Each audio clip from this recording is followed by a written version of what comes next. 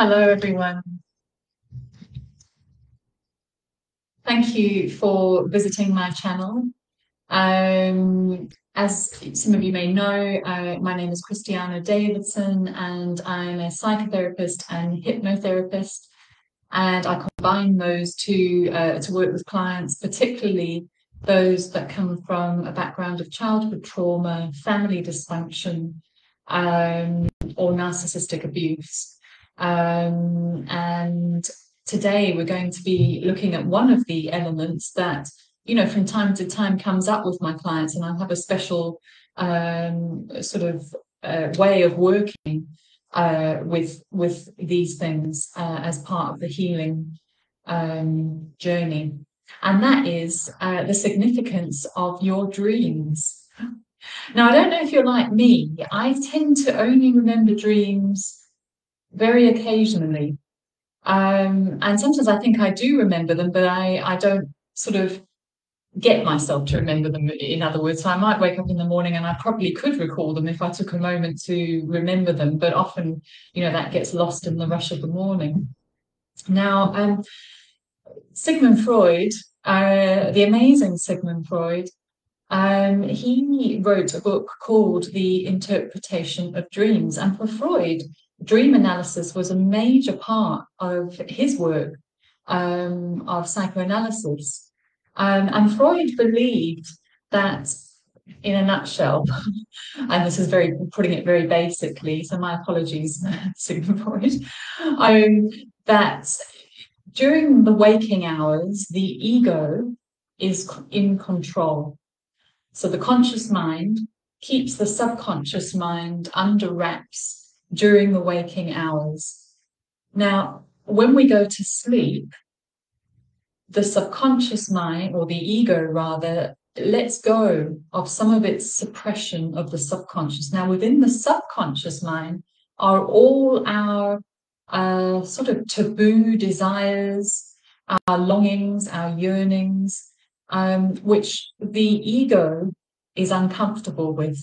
So the ego's job is to monitor those, keep them down so that they don't pop up into the conscious. But at night, the ego relaxes its control, and these things from the subconscious, these desires, unmet needs, start to come up to the surface. However, the ego is still uncomfortable with this. So instead of allowing them just to come up and, be revealed clearly, what it does in order to lessen the impact of them is it disguises our desires, our longings, in symbols. And so these symbols then are what come about in our dreams. So for Freud, when he worked with clients on his, therapy couch, he had a particular sort of method of going through dreams to try to uncover their meaning, which is, what are the unconscious desires that are hiding beneath the surface of these symbols. So really, what I wanted to share in this video today is just a method that you may find. I mean, I'm happy to share it with you, the way that what I pass on to clients to help them interpret dreams as they come up. And Freud was, he was very directive in this. He would tell clients, look, you need to get a dream journal. You need to keep it by your bed. When you wake up in the morning, before you do anything else, take a moment and try to recall the dreams that you had from the night before and just jot them down. He wasn't so much a sort of, a random dream here and there over, a few months.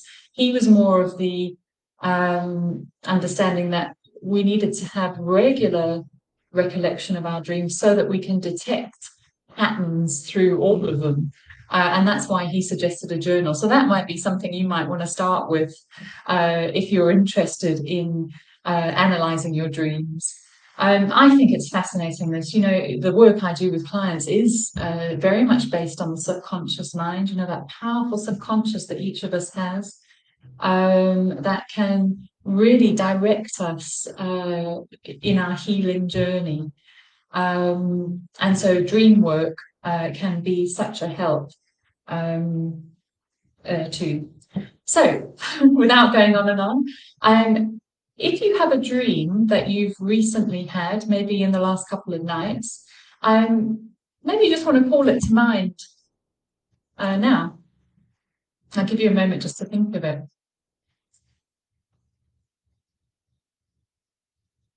I know I've had one in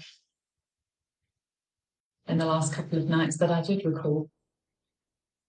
So the first thing that Freud would get his clients to do would be to describe the dream to him. So my suggestion for you would be in your dream journal to write down the dream and describe all the elements in it. So for example, I'm just making this up, I was walking in the park and a big dog came up and snapped at my heels. And then what you need to do is you need to write down all the different elements in it. Now, I usually do this in terms of nouns. So I might write down park, angry dog, biting my heels. You write down a list of all the different elements in the dream. And then this is what Freud would do. He would play word association with his clients. So what would happen is he would say to the client, okay, park. And then you'd have to think immediately, the first word or two or three that jumped in my heart: green grass, free, happy. And then angry dog, scary, dangerous, being attacked.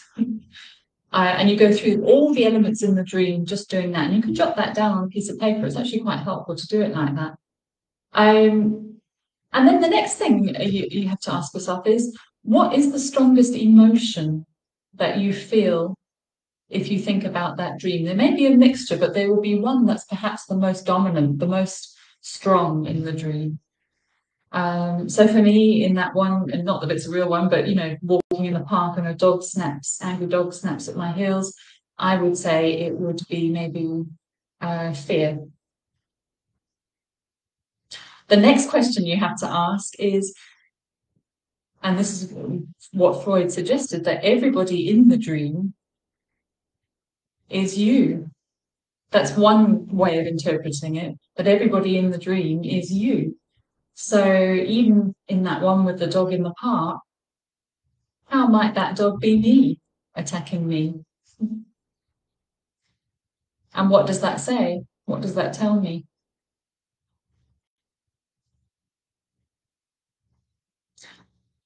What does that reveal to me about my desires as well? The next question would be, what book or film title would you give this film if you could? Just a short, sharp title to sum it up. So, for example, in the park scene, I might say, Peace Disturbed, or something like that. And the next question is, what is the message in the dream for you, do you think? And that's something that you will be able to come up with. What was this dream communicating to you? And then finally, if you could put any ending on the dream, what would you do? So you might want to take some time with those questions, and the next time you have a dream, just run them through this list. And I'm going to, if you would like a copy of these questions, please leave your email or direct message me on Facebook. And I'll put a link to it on my YouTube video as well, so you can download it and use it for yourself in your own healing journey. I know that there are many dream book interpretations out there, symbols of dreams and telling you what they are. They can be helpful, but I would always suggest that you, first of all, call upon your own interpretation. I think Freud would be with me on this. before relying on somebody else's, because it's what it means to you that's most important. And, you know, while you're doing this, do keep in mind, what is the desire in this dream? That's key, because as Freud said, it's the subconscious desires that are coming out and being expressed. So really important to try to connect with that. And this is a wonderful way then of connecting with yourself as well, creating more of a more intimacy with you, seeing into yourself. Lastly, some people even say that it's a good idea, you know, before you go to sleep, to command your subconscious mind to give you some kind of revelation in the night, or to provide you with an answer for something, or to guide you in a particular issue or worry that you may be having. You know, to make that your last thought, your last command, in fact, to the subconscious mind, because the subconscious mind can only respond. It can only respond to commands, the commands we give it. So don't forget that. You know, this is an incredible resource within you, that for many of us is left untapped. So do take charge of your subconscious at night before going to bed, and, you know, command it to bring the solution to this, or to reveal something to you, whatever it may be. Okay, everybody, I hope that was helpful. Feel free to leave any dreams that you've had, or any interpretations that you've come up with as a result of this. It'd be fascinating to hear. And thanks again for watching. Please subscribe and share and like. Take care, everyone. Have a good weekend. Bye.